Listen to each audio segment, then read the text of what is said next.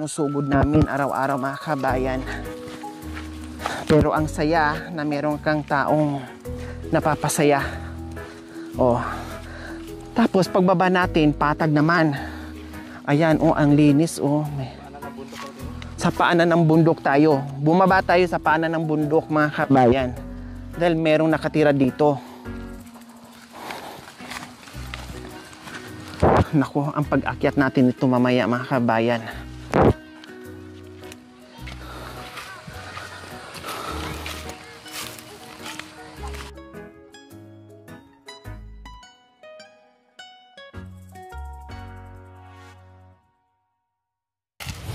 Ang galing mga kabayan, no? Merong patag dito, pero napalibutan, no? Palibot talaga ang tataas ng bundok, tapos dito patag na. Wow, ang galing!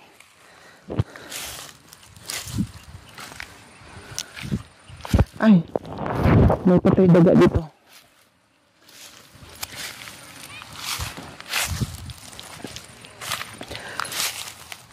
Ito yung bahay mga kabayan na binaba natin at bisitahin natin. Wow, bungad pa lang po mga kabayan. Nakita ko na yung tanglad. Ayan po, oh, mga tanglad yan, nakahilera sa gilid ng bahay nila. Lahat ng pinupuntahan kong mga bahay ng mga katutubong Aytas, no, hindi talaga nawawala sa kanila yung pananim. Talagang meron at meron silang pananim. Hello! Magandang tanghali. Wow, ang sarap naman ng ulam nyo. Ha? Gulay na may sahog na isda? Ha? Ay, puso. Buti na lang may mumo, no, yung gulay nyo. No, papasok. Padisturbo. Ay, kumakain kayo. Pasensya na sa disturbo, ha. Hello. Ano po yan? Sinigang ng sampalok. Tapos, anong sahog po dyan? Lagyan ng asin at tapos bitsin po. Yun lang. Nilagang puso ng saging, tapos nilagyan ng Asin bitsin po. asin bitsin, tapos nilagyan ng bunga ng sampalok para umasim-asim. Yun po yung ulam nyo ngayon. Sige, kain muna kayo. Hindi ko alam na kumakain kayo. Sige, kain muna kayo. May kanin na kayo? Wala po. Ay, wala pa.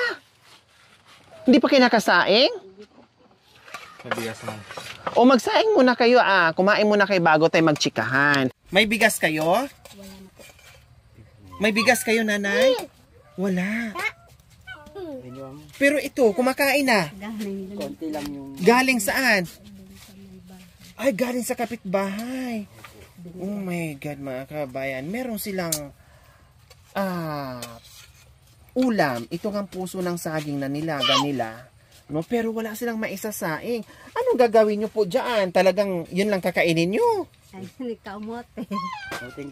Partner ng kamote.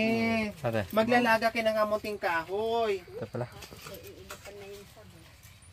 So ayan po mga kabayan, ito daw i-part nila doon sa gulay nila kasi walang bigas. Itong kinakain, isa sa mga anak ni ate ay bigay ng kapitbahay.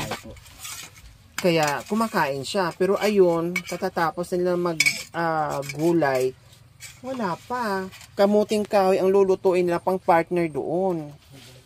Oh my gulay. Kawawa talaga mga kabayan. Talaga nakakadulog ng puso. Tuwing punta natin dito, tuwing akyat natin dito, na ito yung araw-araw na nadadat na natin, na wala silang bigas, walang maisaing. Pero 101% na hindi naman din sila nawawalan ng mga root crops. Yung mga palaka nila, yung mga pananim nila. Kasi yun nga yung pangtayog gutom nila mga kabayan. Ay, nagulat naman ako sa iyo, ate. Bigla ka namang gumuhod. Pangalan mo, kuya? Jan. Ha? Jan. Wow, ang ganda ng mga pangalan nila mga kabayan, no? Wala pa akong narinig na pangit na pangalan sa mga katutubong Aytas. Lahat sila magaganda ang mga pangalan nila. Si Kuya Jan, ilang taon na kay Kuya Jan? 35. 35 years old kayo. Tapos kayo, May git ng 25. Lipas pa. bukas, kayo ay Aita. Tama. Pero si ate napansin ko hindi Aita, no? Tama? Unat. Niligawan niya ako dun sa asyenda. Gusto niya ako. Wow! Nagustuhan kayo. O, syempre maganda ka naman talaga, ate Evelyn. Tapos, nung niligawan ka, Nagdala ng ano doon, pagkain ng lelot. namanhikan ka agad? Tapos namalay na. Namalay na, namanhikan. Sinagot mo ka agad, namalay na, namanhikan. Tapos, nagkasama na kayo kaagad. Oo. Oh. Niligawan mo agad, kuya, nung nakita mo siya? Yan? Bakit niligawan mo siya? Nagandahan. Nagandahan. Ikaw, nagapuhan ka rin sa kanya, hindi? Ha? Nagwapo. Nagapuhan din. Magwapo naman talaga si kuya eh. Oh, ang ganda ng buhok, ang ganda ng mata, ang ganda ng ilong, ang ganda ng kilay. Oh, 'di ba? Totoong gwapo. Kayo manggi kumbaga. Kaya hindi rin nagdadalawang isip na hindi sasagutin ni Ate Evelyn kasi gwapo nga naman talaga si Kuya Jan. O paano yan, Kuya Jan? Anong trabaho natin dito sa paanan ng bundok? Nagtatanim ng saging, saka gabi, saka nangangarbon ng kahoy. Pag-uuling. Ngayon, wala pang mga saging na pwedeng harvestin? Wala pa. Wala pa? Wala pang mga gulang? Wala pa. Galing kami kahapon doon. Tapos, yun lang ang hanap buhay nyo araw-araw dito. Eh, tulad niyan, may ulam nga kayo. May nilagang puso ng saging. Walang bigas. Paano po yun? Kamote. Nagtitiis lang. Nagtitiis. Kumusta naman din kayo dito, Ate Evelyn, na kumbaga dayo kayo sa lugar nila dito, no? Or kumbaga, iilan lang ang unat dito ng kapag asawa ng kulot, okay naman yung tribo nila dito. Masaya naman. Masaya. Nagustuhan mo rin dito. Mababait sila? Ha? Mabait. Tama. Ang bait talaga nila. Bukod sa mabait, masipag pa kamo. Kung wala man bigas, at least marunong sila sa kabundukan. Ang sisipag nila magtanim. Mangangalakan, hindi sila natatakot sa ahas. Uliin na pa yung aas. Ay, uliin pa niya yung ahas. Anong gagawin? Gaganyan siya. Tapos ablusin mo. Tapos? Uwi na sabay, lulutuin. Ah!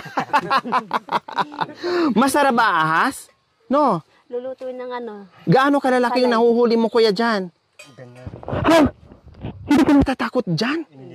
Hinihila po para yung ugat niya para manghina po yung haas. Hihilain yung buntot niya. Tapos hawakan mo yung ulo niya. Patay na yun. Ganon, ganyan? Hiklatin? Ah, ganon ang sikreto. Hihilain yung ugat niya para manghina yung haas po.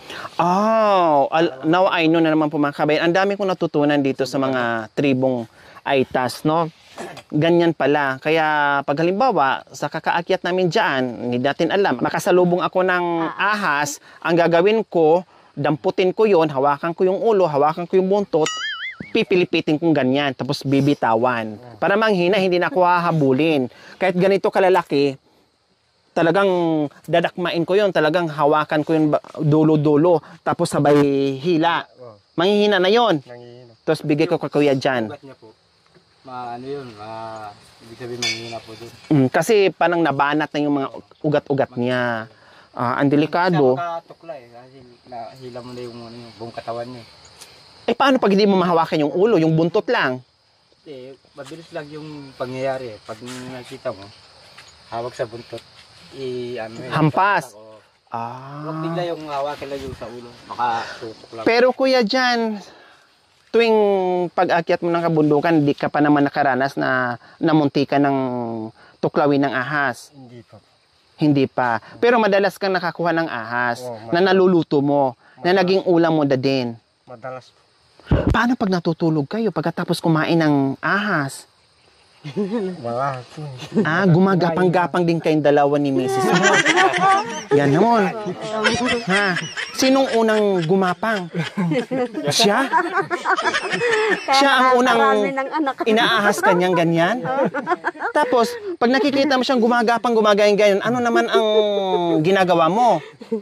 Ha? Pagiwang-giwang ka din. Nandito ako. Habulin mo ko ganyan. Kasi sabi nila, pag yung madalas daw kumakain ng ahas, pagdating sa gabi, sa hating gabi, pag may asawa, unti-unti na rin gumagapang daw ganun. Shhh, gumaganyan daw. Totoo po ba yon? Ha? Hindi po. Kwentong barbero rin pala yung narinig ko. Kasi si Kuya Jan, madalas kumakain, hindi naman daw siya ganyan. Sinungaling yung nagsabi sa akin, Kuya. No? Nagsisinungaling, hindi nagsasabi ng totoo. No, Kinain mo, umaas ka na rin. Kinain mo talaga. So ayan po mga kabayan, anadat na natin kanina. No, simpleng ulam dito sa mga katutubong Aitas. Parang special na po yan sa kanila mga kabayan na nilagang puso ng saging, nilagyan lang ng konting sabaw, at pangpaasim nila. Kumbaga, ito yung sinigang sa kanila mga kabayan, no? Pinaghalong sinigang, tapos kari-kari, kasi ang kari-kari, nakikita lang natin yan, yung puso ng saging sa sangkap ng pangkari-kari, no? Or, gisang puso ng saging, ganyan. Pero sa kanila, ganyan lang, no? Ganyan lang talaga, as in plain, nilagyan lang ng pang-asim, ulam na. So, ito madalas mga kabayan, ang ulam nila sa kabundukan kasi nga malayo sila sa kabihasdan. Kung meron man silang kita doon sa mga kalakan nila, kukunti lang, pambili lang nila ng bigas, tapos na, no? Dahil bibili pa sila ng asin, ganyan. Hindi na makakabili ng masarap na ulam. Bibihira siguro mangyari yun mga kabayan. Kumbaga, once in a blue moon lang po yung mangyayari na makabili sila ng karni o isda. Dahil ang una nilang bibilhin ay bigas, tama, Ate Evelyn and Kuya Jan. Oh, so ganyan po. Oh, tinan mo. Diba, kawawa? Buti na nabigyan ng kanin sa kapitbahay doon sa itaas pa.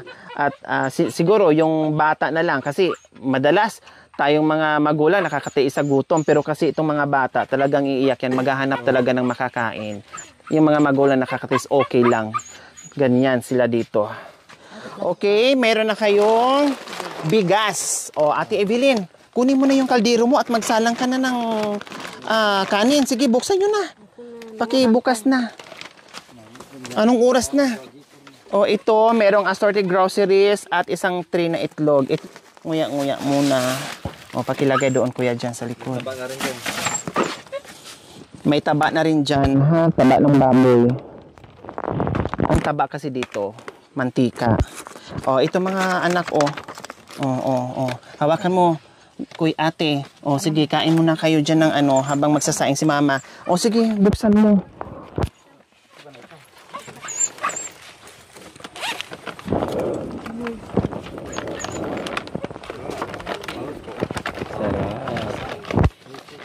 Baka mahulog, Ate. Ikaw maghawak, Ate. Pag nahulog, di makain, Ate. Yan, lapag lang dyan. O, bukod pa dyan, Ate Evelyn, ito. Pambili ng masarap na ulam mamaya. O, tapos magsaing na kayo.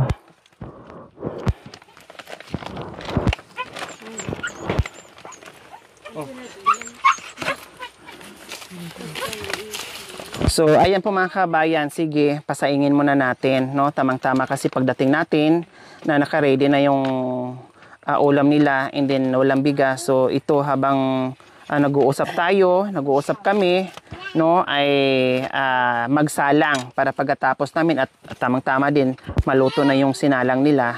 Kundi makakain na sila pag alis natin, diba? So, ayan. Oh.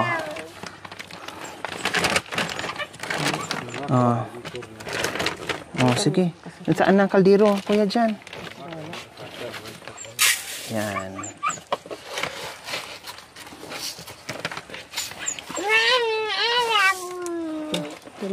Ha, kunti lang? Kunti lang ang kain nyo? Mahina lang kayo kumain? Madalas din kumakain ng kamote. Sila yung mga bata lang kakain. Ibig sabihin, tipid kayo sa bigas. Kung meron man, talagang hindi puro bigas, kumbaga kamuting kahoy din. Nilalagat ang jaran. Kumbaga parang tinitipid nyo rin yung bigas para matagal maubos. Salamat po sa biyaya na binigay niyo. Maraming salamat po. Maraming salamat sa binigay yung biyaya sa amin. Maraming salamat. Saka yung binigay yung rosary. Ayan, walang anuman po. Okay, so ayan po mga kabayan. Maraming salamat po sa walang sawang pagmamahal. Sir JSM ng Rabi KSA, and shout out din kay Ma'am Kat and Sir Albert ng Rabi KSA Saudi Arabia.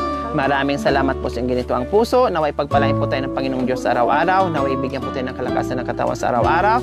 Naway bigyan po tayo ng mahabang buhay. Pang sa ganun, marami pa tayong matulungan na gaya nila. Sa mga kabayan, huwag niyo pong kalimutan, pakishare, subscribe sa aking YouTube channel, Lori Aquino Talita. Maraming salamat po. Gabi sa Sol. Bye! Bye-bye! Ayan. O, diba?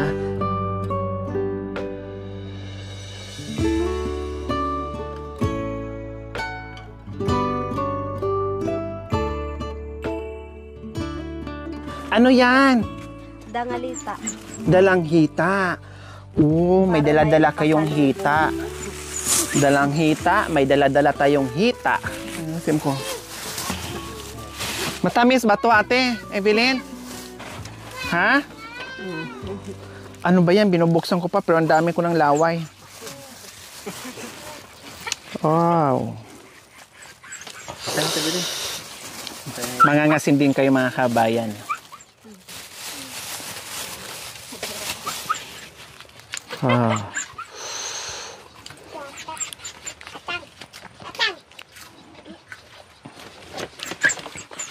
Manabog ko. Sabang kita. Sakto lang po yung asim mga kabayan. Pero, maano mo rin yung tamis niya. Sakto lang, lalo na vitamin C sa may mga sipon ubo. Masarap ito. Pure. Salamat! Dito na kami. Salamat ha, salamat.